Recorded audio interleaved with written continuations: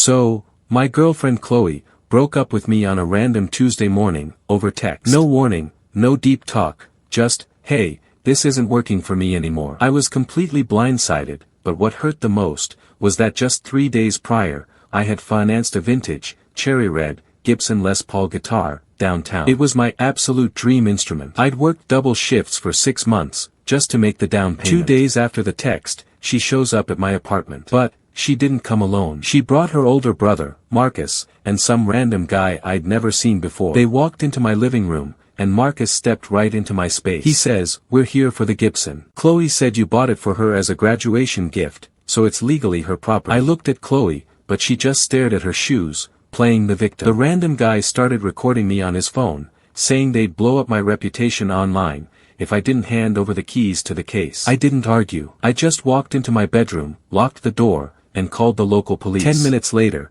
2 officers show up. When they start checking IDs, the older cop pauses, and pulls up a report on his tablet. He looks at Chloe, then presses play on an old body cam video, right there in my living room. It turns out, 8 months ago, Chloe had called the cops, claiming I stole cash from her purse. It was entirely fabricated, and the case was dropped, but on the body cam footage, she was caught telling the officer, "I'm just establishing a record, so when we break up, I can take his high-value stuff." The room went dead silent. The random guy lowered his phone, looked at Chloe, and muttered, "You told me he was a thief." The cops escorted them out for trespassing. The Gibson is still sitting safely in my room, and I'm finally playing a much better tune.